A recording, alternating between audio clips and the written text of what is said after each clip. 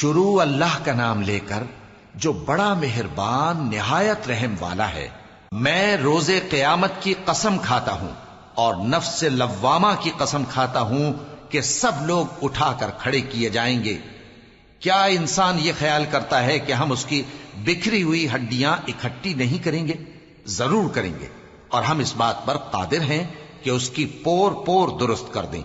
مگر انسان چاہتا ہے کہ آئندہ بھی خود سری کرتا چلا جائے، پوچھتا ہے کہ قیامت کا دن کب ہوگا۔ سو جب آنکھیں چندھیا جائیں اور چاند گہنا جائے اور سورج اور چاند جمع کر دیے جائیں، اس دن انسان کہے گا کہ کہاں ہے بھاگنے کی جگہ؟ کہیں نہیں، کوئی جائے پناہ نہیں۔ اس روز تمہارے پروردگار ہی کے پاس تمہیں جا ٹھہرنا ہے۔ اس دن انسان کو جو عمل اس نے آگے بھیجے اور جو پیچھے چھوڑے ہوں گے سب بتا دیے جائیں گے۔ بلکہ انسان آپ اپنا گواہ ہے، اگرچہ عذر و معذرت کرتا رہے۔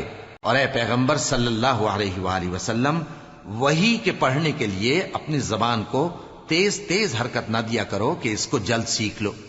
اس کا جمع کرنا اور پڑھانا ہمارے ذمے ہے۔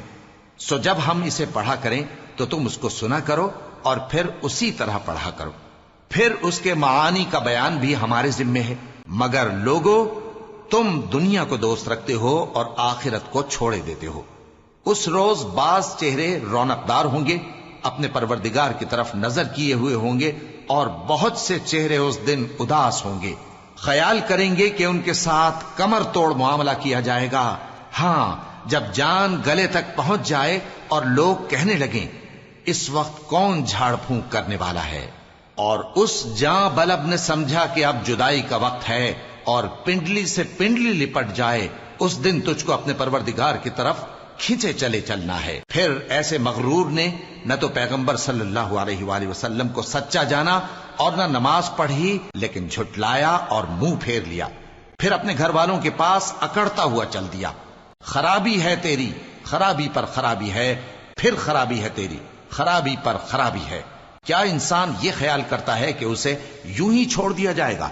کیا وہ منی کا جو ٹپکائی جاتی ہے ایک قطرہ نہ تھا، پھر لوتھڑا ہوا، پھر اللہ نے اس کو بنایا، سو اس کے اعضاء کو درست کیا، پھر اس کی دو قسمیں بنائیں، مرد اور عورت۔